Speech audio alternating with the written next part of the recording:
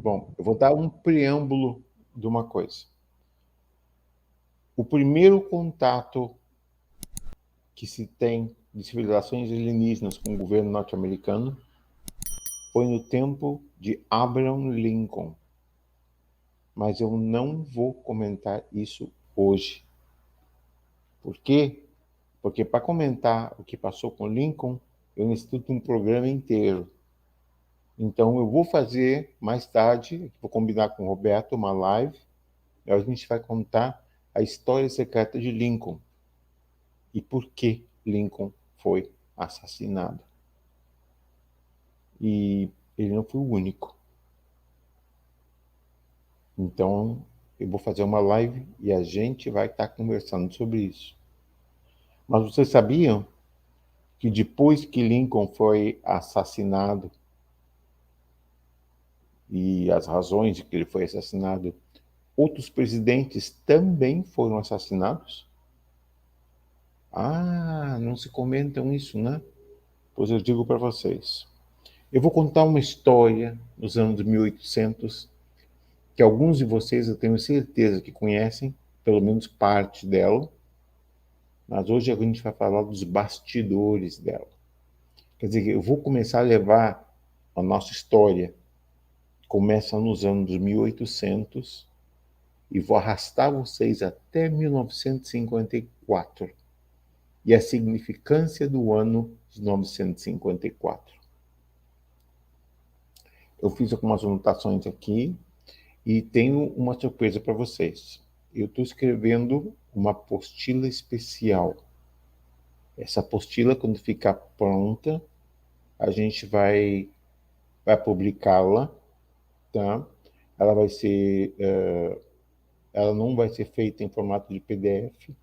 Eu quero ela impressa. Eu vou compartilhar com vocês não somente o conhecimento, eu vou partilhar com vocês os documentos. Eu consegui, nas minhas mãos, tá? Eu tenho aqui a folha de transporte do Força Aérea número 1, o avião que transportou o presidente, o primeiro contato extraterrestre oficial em 1954. Eu vou ter esse documento compartido fisicamente com as pessoas que quiserem adquirir essa apostila. O que mais que eu tenho? Eu tenho uma carta pessoal de Gerald Light, que é a pessoa que estava envolvida diretamente com a Casa Branca e foi o testemunho ocular dos eventos do encontro entre extraterrestres e o governo norte-americano. Então, eu tenho a carta assinada por ele. Claro que é uma cópia, que a original seria impossível, está nos arquivos nacionais. Mas eu tive acesso à livraria do Congresso e consegui trazer comigo uma cópia. Então, eu estou levando isso para vocês. Eu estou levando fotografia, claro que é uma cópia da fotografia original de George Adamski, tirada em Palomar Gardens, na Califórnia. Essa é uma das fotos oficiais. Então, eu digo o seguinte, essa apostila vai ser uma coisa do outro mundo. Então, quando estiver pronto, tem fotografias do Força Aérea número 1, que vocês vão ver que é um avião bem diferente dos aviões que a gente conhece do presidente americano hoje, tá? Também vou contar a história do Master Sergeant Leo Borrega. Leo Borrega, ele serviu de guarda para 3 presidentes e ele é um dos que o depoimento dele confirma que Eisenhower teve esse encontro. Mas isso somente eu também vou comentar com vocês a questão de Lincoln. Então, tudo isso vai ser apresentado nessa apostila, quando esteja pronto. E o Roberto mais tarde vai ter a informação e não como se adquirir tudo isso. Mas eu estou dizendo que eu estou preparando esse material e é algo único que ninguém mais tem. E vocês que me acompanham, para vocês que para mim significam tudo, porque eu estou aqui compartilhando com vocês essas coisas. Eu tenho certeza que esse material ninguém mais tem assim. E eu vou dar essa informação com esses documentos para vocês. Mas agora, sem mais preâmbulos, vamos direto ao ponto, tá?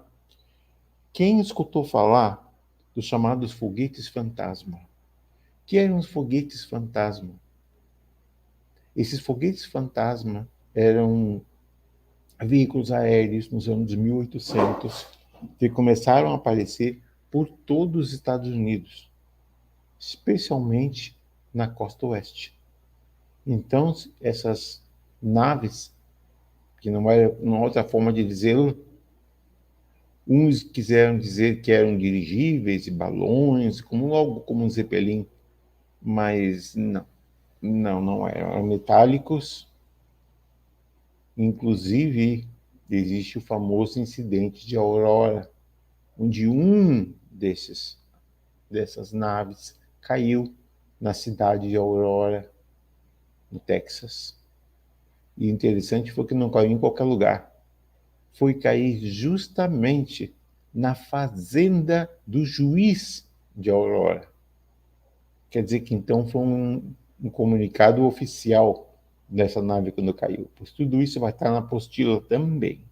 Só estou preparando vocês para dizer que quando um fala em Roswell, Novo México, isso é notícia que já não era única, já havia outras quedas antes. Então, imagine isso, que a caída lá em Novo México, perdão, em Texas, em Aurora, esse foi considerado a primeira vez que uma nave não somente caiu, mas ela foi recuperada. E foi a primeira vez que oficialmente aparecem os homens de negro. Então, quem são eles? São do governo ou são algo mais? Tudo isso a gente vai ver no seu tempo certo. A gente vai ter uma live também sobre a história dos homens de negro. E eu digo para vocês vão se surpreender porque eles não são o que vocês pensam que eles são. Mas então, deixa eu começar essa história, tá? Enquanto essas naves aéreas passavam por todos os lados, a América, naquele momento, tinha um presidente. O presidente chamava-se James Abraham Garfield, o 20º presidente norte-americano.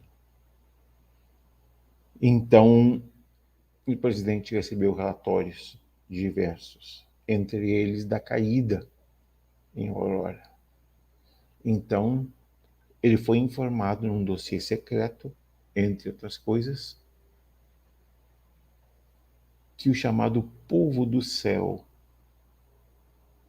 estava se manifestando no território norte-americano. Eles não diziam extraterrestres, não chamavam eles de marcianos, nem viam gente verde com anteninhas. Isso aí foi uma crendice popular que veio no século XX. Mas aqui a gente está aqui agora no século XIX. Então, no século XIX, baixo o auspício do presidente Garfield, o presidente recebeu um dossiê falando da existência do povo do céu. Pois o presidente Garfield disse que esse era um assunto fundamentalmente importante e não deveria ser escondido do público. O público tinha direito de saber que seu território nacional estava sendo invadido por seres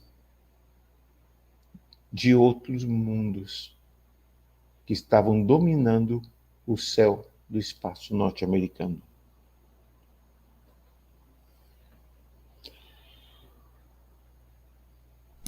Ele, então, decidiu fazer uma declaração no dia 4 de julho de 1881. Então, nesse dia, foi o dia que ele tinha escolhido para abertamente revelar à imprensa da nação sobre o chamado povo do céu. Então, estava tudo sendo preparado. A Casa Branca tinha preparado já um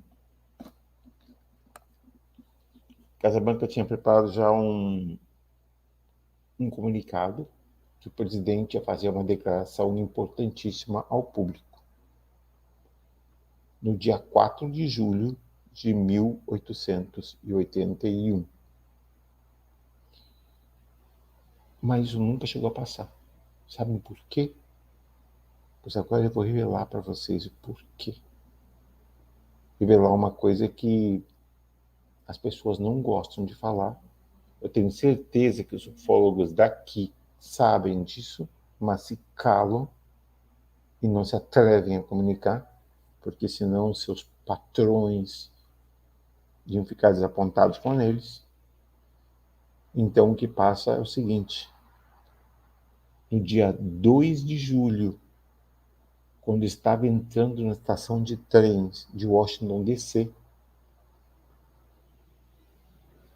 dispararam no presidente Garfield. Ele recebeu vários tiros. E a pessoa que disparou no presidente chamava-se Charles J. Guité. Guiteau. Guité. Então, se dizia que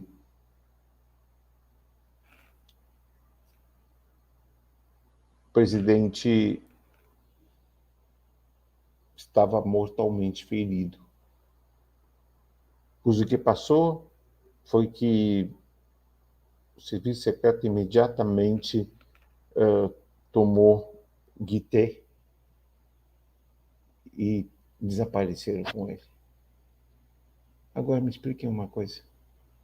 Quem podia chegar tão perto do presidente americano para disparar nele na estação de trem, sabendo que supostamente estaria cercado por uma escolta?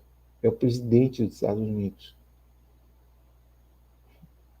Não parece estranho? Lincoln morre no Teatro Ford, tá? E esse ator, James Booth, foi supostamente a pessoa que matou ele. E facilmente ele conseguiu acesso ao presidente para disparar nele e matar. Assim como Guité facilmente conseguiu acesso ao presidente Garfield para disparar os tiros mortais. E a declaração que Garfield ia ser para o mundo nunca se passou. Então, como a gente sabe que ele ia fazer isso? E como a gente sabe o que ele ia dizer? Porque eles foram as pessoas que planejaram a morte de Garfield, cometeram um grande erro.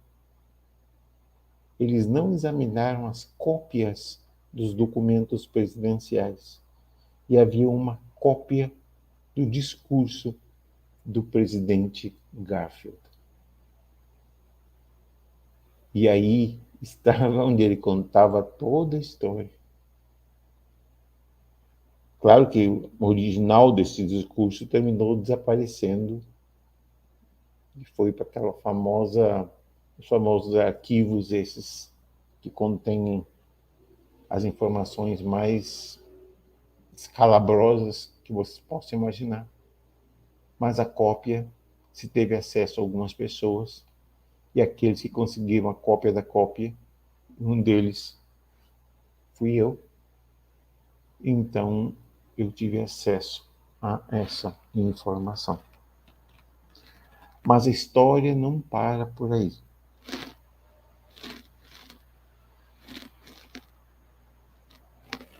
Chester Alan Arthur se torna o 21º presidente. E todos os arquivos do antigo presidente Garfield, que morreu, então, em 19 de setembro. Ou seja, ele conseguiu ficar meses, mas entrou em coma. Ele não morreu tão fácil. Ele morreu em Albany, Nova Jersey. E o interessante de tudo isso foi que as pessoas não gostam de falar. Os presidentes, eles têm o que se chama a bitácora presidencial, que seria com uma espécie de diário presidencial. Todos os presidentes têm um. E esse presidente não era uma exceção, ele tinha o dele. Pois a bitácora presidencial, o diário dele, também desapareceu. O mais interessante é que o presidente Garfield já sabia da questão do povo do céu por um detalhe. O presidente Rutherford B. Hayes, o presidente número 19, 90º presidente dos Estados Unidos, que o presidente Garfield não tinha ideia é que justamente essa pessoa, tá? Rutherford B. Hayes, ex-presidente norte-americano, ele era nada mais, nada menos do que o diretor de um grupo secreto de pessoas poderosíssimas do governo americano, composto por políticos e composto por militares, que começaram a tomar as rédeas de toda a informação do chamado povo do céu. Agora, por que não se comentam sobre esses diários secretos? Porque ninguém fala sobre eles e porque ninguém comentou sobre o povo do céu antes. Porque o presidente Lincoln, ele recebeu informação até dos nativos americanos sobre os contatos deles com as pessoas que vinham do céu. Então, veja, os anos passam, o século XIX termina, começamos o século XX. Ao passo que essas coisas estão passando na América, em Europa, coisas que estão marcando o futuro do mundo também estão passando lá. Especificamente, o que estou falando? Estou falando de Alemanha. Qual parte da Alemanha? O sul. Aonde exatamente? Bavária. E aqui estou me referindo à queda de uma nave extraterrestre em Alemanha, no princípio dos anos 30. Quem teve acesso a essa nave?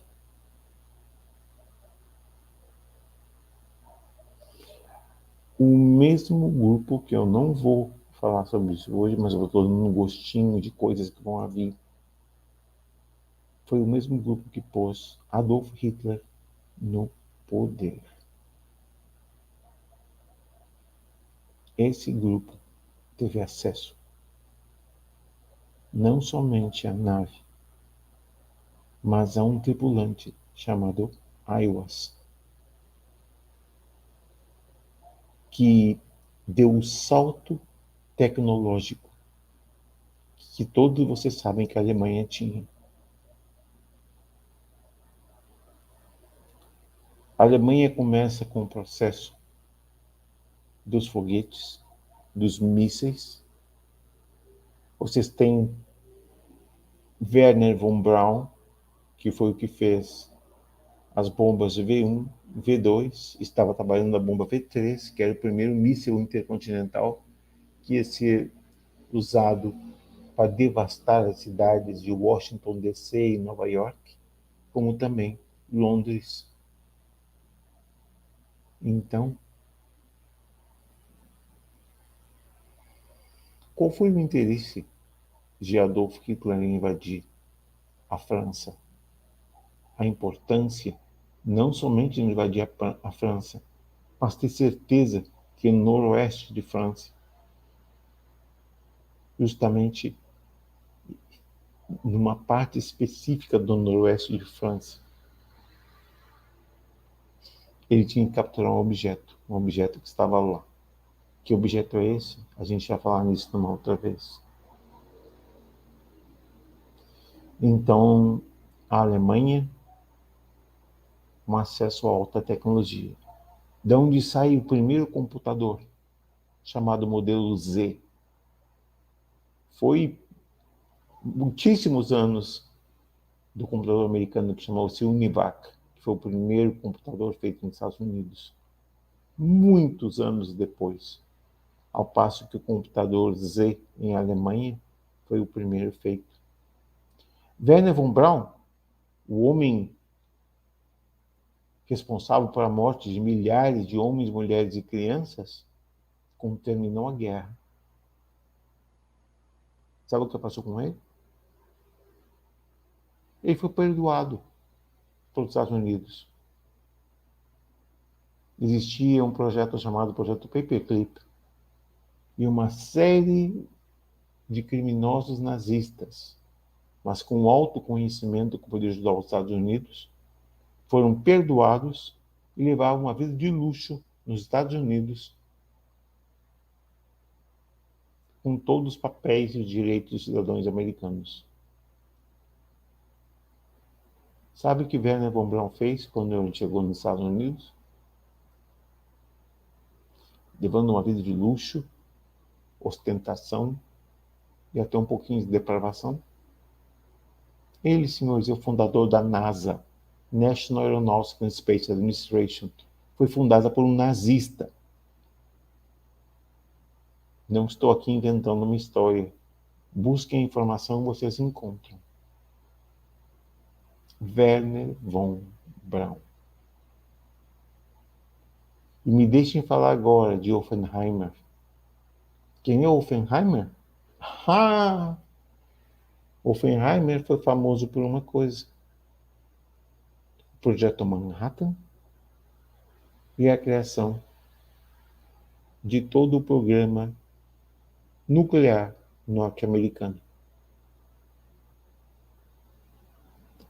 Como que os alemães tiveram acesso a isso? E agora a grande bomba que vocês deveriam saber, que as bombas de Hiroshima e Nagasaki não eram norte-americanas. Elas eram bombas nazistas. Duas delas. Uma tinha um nome código Fat Man, homem gordo. E a outra era menininho, Little Boy. Elas foram tiradas da Escandinávia, do Centro de Estudos Nucleares Nazistas, levadas aos Estados Unidos. Aonde? Roswell, Novo México. Roswell. Aonde a famosa nave de Roswell terminou. Pois nesse lugar elas foram levadas. E nesse lugar saiu o bombardeiro que levou essas bombas. O nome do bombardeiro chamava-se Enola Gay. Tinha esse nome porque era o nome da mãe do piloto. E o piloto levou 2 bombas nucleares ao Japão. Quando a bomba de Hiroshima explodiu e milhares de japoneses morreram no fogo nuclear, os Estados Unidos se torna a primeira nação do mundo a cometer assassinato em massa com armas nucleares. O Japão se rendeu praticamente imediatamente. Mas não foi suficiente. E uma segunda bomba foi lançada na cidade de Nagasaki. Foi também consumida por fogos nucleares. Ao mesmo tempo que se passavam isso, naves alienígenas observavam e descobriram o horror de que agora os humanos tinham acesso a armas nucleares. Eles não estavam preocupados em que os humanos usassem as armas nucleares contra eles. Estavam preocupados que os humanos usassem as armas nucleares contra eles mesmos, destruindo a raça humana e destruindo o planeta Terra.